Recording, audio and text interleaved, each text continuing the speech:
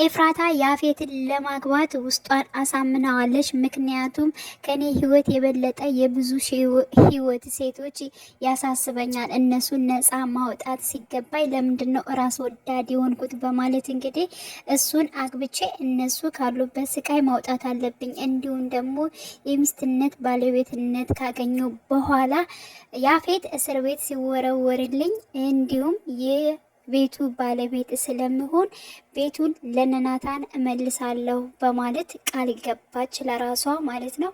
እንግዲህ ገኒ ያፌት እግር ላይ ወርቃ ለምነው ነበር፣ ልጄን አሳየኝ ማውራት እፈልጋለሁ ብትለው ግን እሱ ምንም አላመናትም። ድራማ እየሰራች ስለመሰለው ትቷት ሄዷል ማለት ነው። ሌላው ደግሞ እንግዲህ የዳጊን ጓደኛ አግኝቶት እስኪ ኤፍራታ የዳጊ እህት ነሽ ወይ የሚለውን ነገር አጣራልኝ በማለት ነግሮት ነበር ማለት ነው።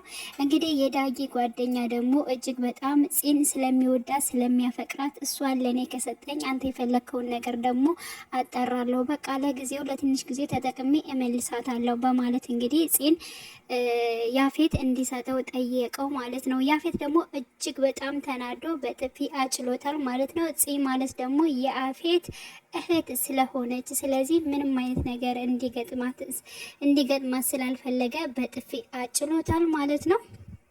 ሌላው እንግዲህ ቤዛ እንግዲህ ሄዋን የሆነ ቦታ ለመሄድ አስባለች። ምክንያቱም የያፌትን ሰርግ እንዳይሆን ስለምታደርግ ወይንም ደግሞ እንደዚያ ከሚሰቃዩ ሴቶች ጋር ስለምትሄድ ቤዛን ይቅርታ ጠይቃታለች ማለት ነው። በመጀመሪያ ለኔ ጥቅም ነበር ወደ አንቺ የቀረቡት፣ ግን ደግሞ በጣም ስቀርብሽ የዋህና ሰዎች እንዲወዱሽ ከማድረግ ውጪ ሌላ ምንም አይነት ነገር አታደርግም እና እህትሽ ደግሞ እጅግ በጣም ትወድሻለች በማለት ስለ ኤፍራታም ተናግራ ነበር ማለት ነው። እና ይህን ነገር ከመናገሯ ወዲያውኑ ሄዳለች ማለት ነው። እንግዲህ በኋላ የሆነ ነገር ቢፈጠር እንዳትጸጸች ወይንም ደግሞ ጓደኝነታችን እንዳይቀር በማለት የትቴጅ ነው ለምንድነውስ እንደዚህ የምትናዘዥልኝ በማለት እንግዲህ የቤዛ መልካምነትንም ሄዋን ገልጣለች ማለት ነው። በመጨረሻም እንግዲህ የዳጊ ጓደኛ ያቺ በጣም ጽጌረዳ የምትመስለው ጓደኛ ፍቅረኛ የት ሄዳ ነው በማለት እጅግ በጣም እኮ ነው የምታምረው በማለት ይነግረዋል ማለት ነው። እሱም በጣም ተናዶ ለምን እንደዚህ ይላል በማለት እንግዲህ ሲደባደቡ ፓርቱ አልቋል ማለት ነው።